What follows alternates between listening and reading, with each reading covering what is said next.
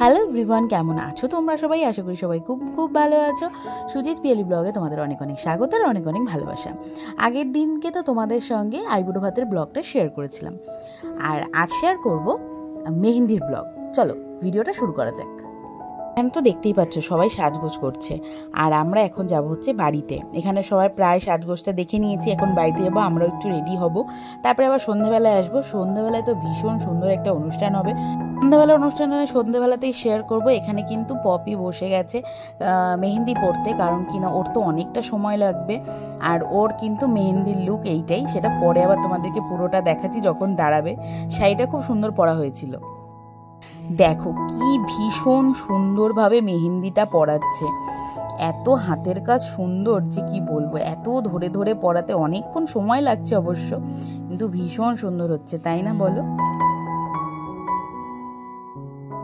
দেখো এখন আমরা সবাই এখানে এসেছি একটা পুকুরের পাশে, সেখানে গঙ্গা বরণ আর গঙ্গা নিমন্ত্রণ করবে।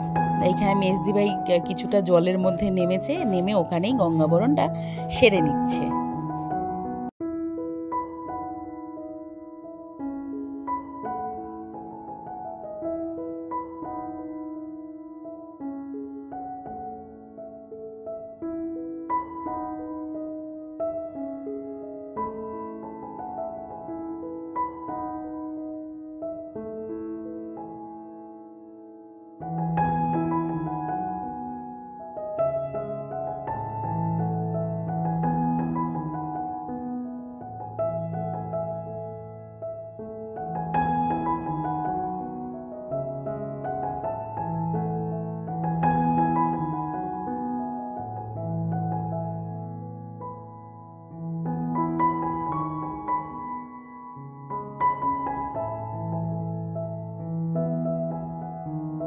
দেখো পপির হাতের মেহেন্দিটা কি ভীষণ সুন্দর হয়েছে, ডিজাইনটা তো অসাধারণ হয়েছে।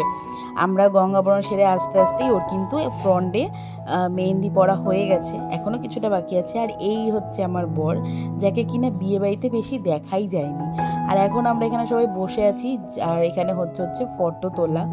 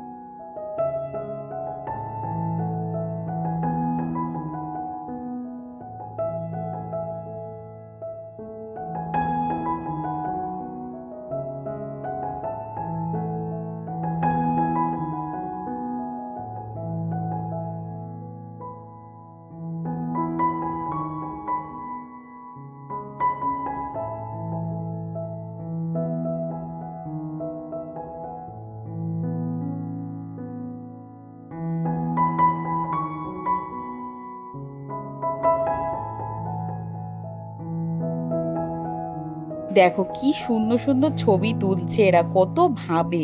আমাদের বিয়ের সময় এত কিছু ছিল না, জানো তো। তো এখন কিন্তু ভারী সুন্দর লাগে এগুলো দেখতে, তাই না? পরে কিন্তু এই ছবিগুলো দেখতে খুব মজা হবে। আর এখন চলে আসলাম একটু ঘরে, কারণ দিদিভাইরা এখানে বরণকুলোটা সাজাচ্ছে। আমাদের বরণকুলোতে কিন্তু খুব ভীষণ স্পেশাল একটা জিনিস থাকে, যেটা কি না সচরাচর দেখা যায় না। আর আমার বিয়ের সময় যখন আমরা এটা জেনেছিলাম, তখন আমরাও একটু অবাক হয়েছিলাম। চলো সেটা কি তোমাদের তো দেখাবই। আর দেখো আমাদের বরণগুলোতে কিন্তু ওই কলা থাকে না। অন্য আমাদের ওই বাড়িতে মানে বাপের বাড়িতে যেরকম কলার ফানা দেওয়া হয়, এখানে কিন্তু সেটা না। এখানে একটা ঘট বসবে, আর এই যে পাশের ডিমগুলো দেখছো না, এইগুলো সব বরণগুলোতে থাকবে।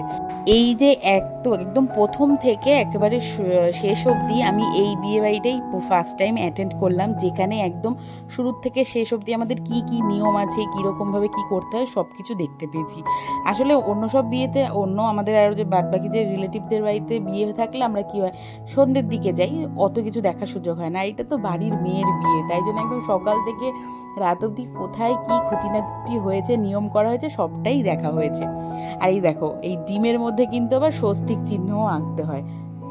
এরকম বরণগুলো কাদের কাদের বাড়িতে হয় যদি কারো বাড়িতে হয়ে থাকে অবশ্যই কিন্তু কমেন্ট করো আমাকে।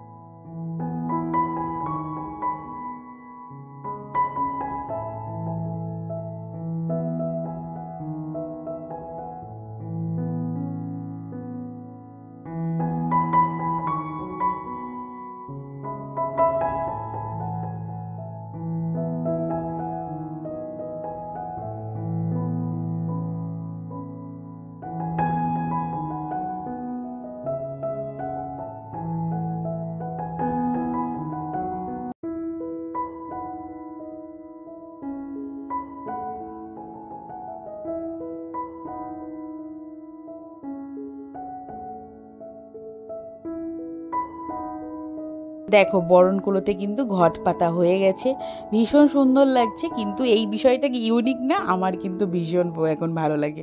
প্রথমে একটু ভ্যাবাচাকা খেয়ে গিয়েছিলাম ঠিকই,